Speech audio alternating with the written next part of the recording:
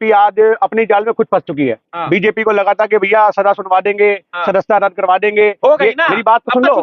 मैं आपसे यही तो कहना चाह रहा हूँ, इनको ये लगता था कि भैया राहुल गांधी अब ऊपर कोर्ट में जाएंगे, ये अपनी प्लानिंग बना रहे थे। पर राहुल गांधी कह रहे दो सजा, तुम्हारे में जितनी औकात है सजा दो, मुझे जेल भेजो। अगर तुम्हारे अंदर ये हिम्मत है मुझे जेल भेजने की तो मैं जाने को स्वीकार करता हूँ। हमारे बाप दादा जेल गए, हमें जाने से कोई मतलब नहीं, हम कोई सवरकर थोड़ी ना तो जेल में बैठ के माफीनामे लिखेंगे, मोदी जी हमें माफ कर दो, हमें बाहर निकाल दो। बेल क्यों मांगी? बेल क्यों मांगी? मैं एक छोटी सी बात होती है, बेल मांगना या ना मांगना, वो तो एक वकीली लीगल प्रावधान है, वो तो मना नहीं कर रहे, वो थोड़ा डर के बैठ गए। आज मोदी जी अगर आप वकालत की बात करते हैं, जमानत की बात करते हैं, बेल की बात करते हैं, कुछ भी बात करते हैं, वो तो एक कांग्रेस की लीडरशिप है जो लीगल टीम को काम करेगी। मांग लेते पीछे छूट जाता, माफी मांग लेते। एक छोटी सी बात, माफी मांगने वाले लोग छोटे हो जाते हैं, माफी मांग के हम लोकतंत्र को छोटा कर देते। ये कोई हमने पर्सनल अटैक नहीं करा, हमने राजनीति के अंदर तो मोदी जी खुद ही बोलते हैं कि क्रिटिसाइजेशन ना हो, जब तक आलोचना ना हो तो राजनीति का मजा नहीं आता। ये मोदी जी के शब्द हैं, हमारे शब्द नहीं है। पर आज मोदी जी उस चीजों से डरते हैं। एक तरफ तुम कहते हो कि राहुल गांधी की छवि खराब करते हो, जो शब्द बोलते हो कि उन्हें पप्पू कह के तुम ये साबित करते हो कि उनको बोलना नहीं आता, और उनके व्यक्तित्वों को तुम इतना सीरियस लोगे कि दिल पे ले लोगे। मोदी जी मोदी समाज का अपमान किया, ओबीसी समाज का अपमान किया, शायद आपने ऊपर से अहंकार, शायद आपने वो पूरा बयान सुना नहीं। अकेला मोदी क्या ना तो हिंदुओं का ठेकेदार है, ना अकेला मोदी एक ओबीसी जात का ठेकेदार है। कभी ये हिंदुओं के ठेकेदार बनते हैं, कभी ये धर्म के ठेकेदार बनते हैं, कभी ये जात के ठेकेदार बनते हैं। अरे तुम्हें ठेकेदार बनना है तो भारत के विकास का ठेकेदार बनो ना, उसको देश की तरक्की होगी। पर आज तुम लोग ठेकेदार बन के बैठे धर्म के, जात के। अरे एक बात बताइए, आप 27 आज राहुल गांधी ने क्या गलत बोला कि नीरज मोदी, ललित मोदी और पता नहीं कितने मोदी अभी और निकल के आएंगे, तो सही बोला। आप लिस्ट निकालो, आप गूगल करो, आप लिस्ट निकालो, गूगल करो। 27, मेरी बात सुनिए, 27 मोदी जी का अपमान, देश का अपमान। ये आप लोगों को लगता है कि मोदी का अपमान देश का अपमान है। आज आरएसएस का अपमान देश का अपमान नहीं है, मोदी का अपमान देश का अपमान नहीं, योगी का अपमान देश का अपमान नहीं है। एक राजनीतिक आदमी का अपमान कब से देश का अपमान होने लगा? आप ये बताइए, आपको देश पे भरोसा है कि नहीं है? कानून पे भरोसा है नहीं है? मेरी बात, आपको कोर्ट पे भरोसा है नहीं है? अमेरिका, जर्मनी क्यों समर्थन कर रहा है राहुल गांधी का? आप विदेशी ताकतों का क्यों सहारा ले रहे हैं? दिग्विजय सिंह ने ट्वीट तक कर दिया। ये विदेशी आज विदेशी ताकतों को भी दिख रहा है कि लोकतंत्र खतरे में है। आपको ये लग रहा है हम विदेशी ताकतों का सहारा नहीं ले रहे, विदेशी ताकतें हमें समर्थन दे रही हैं, उनको भी दिख रहा है कि अन्याय हो रहा है। एक राहुल गांधी को दबाने के लिए पूरा लोकसभा, पूरी लोकसभा इकट्ठी हो गई। देश कमजोर तो मोदी जी ने उसी दिन कर दिया था जिस दिन 2014 में गद्दी पे बैठे थे। उसी दिन हमें लोगों को पता लग गया था, पुलवामा हुआ, देश कमजोर हुआ। आप समझना, जितनी आज हमारे यहाँ सीज फायर का उल्लंघन हो रहा है पाकिस्तान का, उसको मीडिया नहीं दिखाता। आज हर दिन पाकिस्तानी हमारे फौजी भाइयों को शहीद करते हैं, वो मीडिया नहीं दिखाता। देश कमजोर तब हुआ जब अरुणाचल प्रदेश ने 4000 मकान बना लिए। देश कमजोर तब हुआ जब चाइना वाले ये हमें लाल आंख का सिर्फ भरोसा देते रहे और चाइना वाले हमारी सीमा में लाएंगे। देश हमारा कमजोर तब होता है जब विदेशी ताकतें हमारे इंटरनल मैटर में इंटरफेयर करती हैं, हमारी सीमाओं में एंटर करती हैं, तब देश कमजोर होता है। पर तब मोदी जी का हवाला देता है कि 56 इंच वाला आदमी है। अरे आप ये बात बताओ, बीजेपी वालों को बोलो एक फीता लो और एक फीता लेकर के मोदी जी की छाती नाप लो और पेट नाप लो। तुमने पेट को कितने समय 56 इंच बना रखा है और एक्चुअल मायने में 56 इंच उनका पेट है, छाती तो उनकी 32 इंच से ऊपर नहीं पाएगी। तो ये किस जमाने में जी रहे? 56 इंच की बात, 56 इंच वाला आदमी अगर कोई है, अगर तुम सही मायने में छाती से एक बंदे के विश्वास से, समाज के लड़ने से देखते हो, तो वो राहुल गांधी का 56 इंच का सीना है। मेरी बात सुनिए, कहने से क्या मतलब होता है? कहने में तो फिर पप्पू समाज की बहुत बड़ी बेइज्जती है, फिर तो सारे पप्पू समाज को इकट्ठा हो जाना चाहिए, फिर तो सबसे पहले पप्पू यादव को इनके ऊपर मानहानि का दावा लेना चाहिए। आपका कहने का मतलब क्या है कि जिस आदमी का नाम पप्पू है वो मंदबुद्धि है? आप ये कहना चाहते हो कि जिसके नाम क्या पप्पू होगा, 1 करोड़ देश के अंदर माँ अपने बच्चों का नाम पप्पू रखती हैं, तो वो सारे पप्पू जो मंदबुद्धि हो गए? एक पप्पू यादव के आगे पूरा बिहार सर झुकाता है, उसको नमन करता है, तो आप उसको पप्पू मानते हो? आज पप्पू तो प्यार का नाम होता है, हम तो उस चीज को भी स्वीकार करते हैं। पर अगर आज तुम सही मायने में राहुल गांधी को मंद बुद्धि के हिसाब से तोल के पप्पू कहते हो, तो सबसे बड़ा मंद बुद्धि तो नरेंद्र मोदी है,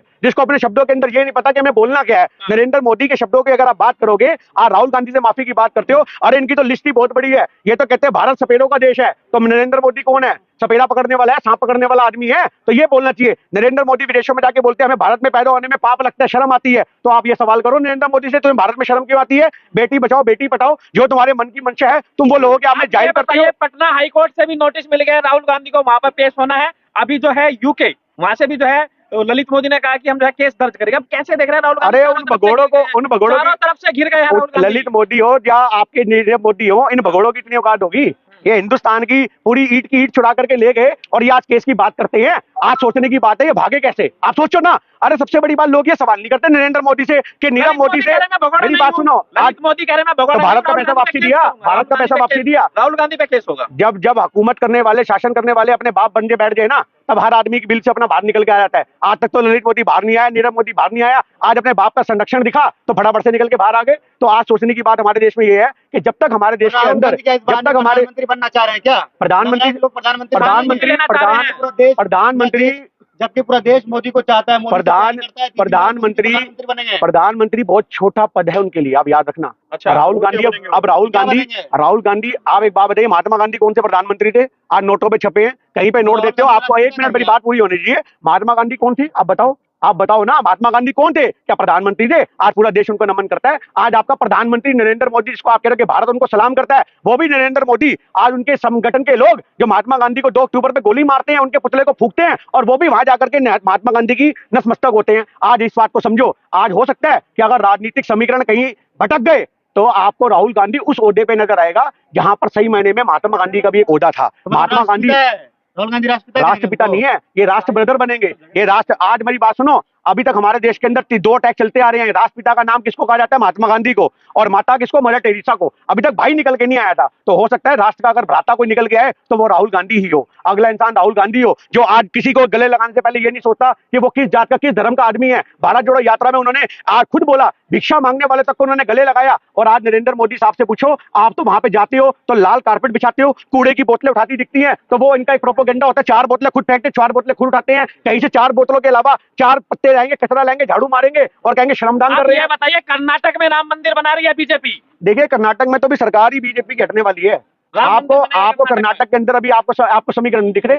कर्नाटक के समीकरण क्या कह रहे हैं? कर्नाटक के समीकरण अपने आप में ये कह रहे हैं कि वहां पे कांग्रेस का समर्थन मिल रहा है और भम्मो से कामरेड की सरकार बन रही है। और आज भारत जोड़ो यात्रा का असर आपको पहले हिमाचल में देखने को मिला, फिर आपको कर्नाटक में देखने को मिला, और अभी 2024 भी दूर नहीं है, भारत जोड़ो यात्रा का असर आपको 2024 में भी देखने को मिलेगा। नहीं, अब घर के रहना घाट तो बाकी लोग नहीं है, बाकी लोग नहीं है। अरे जिस आदमी के आप सुन लो, जिस आदमी के पूर्वजों ने हिंदुस्तान को मजबूत करने के लिए अपनी करोड़ों रुपए की संपत्ति दान कर दी, उस आदमी का मकान छीन के तुम क्या साबित कर लोगे? राहुल गांधी भी भूखा नंगा, भारत का हर आदमी ने अपने दरवाजे खोल दिए। आपने शायद वो छोटी बच्चों की हमारे दरवाजे में तो वो आए, तो हमारे लिए तो बहुत बड़ी बात होगी कि राहुल गांधी हमारे घर तक आएंगे, पर हमारे तो दिल के रास्ते उनके लिए खुले हुए हैं। और राहुल गांधी की ये औकात नहीं है कि उनको एक मकान से निकाल दिया जाएगा तो उनके पास रहने की जगह नहीं होगी। पर ये कहने की बात है कि आज उनका स्वागत हिंदुस्तान की हर गली में होगा। आज मकान की बात आप ये मत लेके आओ कि उनका मकान छीन लिया जाएगा। तो राहुल गांधी सहानुभूति लेने की कोशिश कर रहे हैं। सहानुभूति में चुनाव होने जा रहा है कि मेरा मकान छीन लिया, संसद ही छीन ली, जुल्म हो रहा है, मार दिए। थोड़ी सी स्टडी करके आओ। जो कर्नाटक के बयान की बात कर रहे हो वो आज का नहीं है, वो कर्नाटक का बयान भारत जोड़ो यात्रा के दौरान का है। उन्होंने तब वो बात बोली थी, उस समय तो उनको भी नहीं पता था कि मेरे ऊपर कार्रवाई होगी, मेरा मकान छीना जाएगा और मेरे साथ ये नौबतें आएंगी। तो आज सही मायने में अपर कोर्ट में नहीं जा रहे ना राहुल, अपर कोर्ट में इसलिए नहीं जा रहे कि बीजेपी की हमें ताकत देखनी है। कर्नाटक में फायदा मिले। हम तो ये चाहते हैं आप उठाओ, जेल में डालो राहुल गांधी को, आप डालो तो सही। हम भी तो आपकी औकात देखें। आपने जो जुर्माने लगाने आप वो लगाओ, आप कोर्ट में पेश करो और उसके बाद अदालत में पेश करो, उनको जो सजा बनती है दो। हमें सड़क पे जाके हल्ला नहीं कर रहे।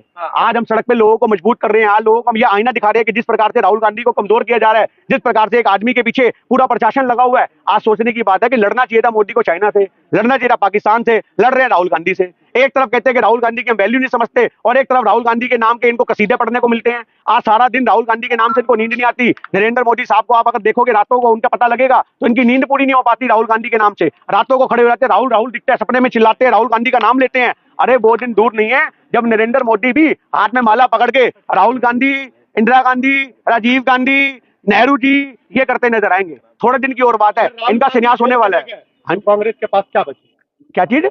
कांग्रेस के पास क्या बचेगा?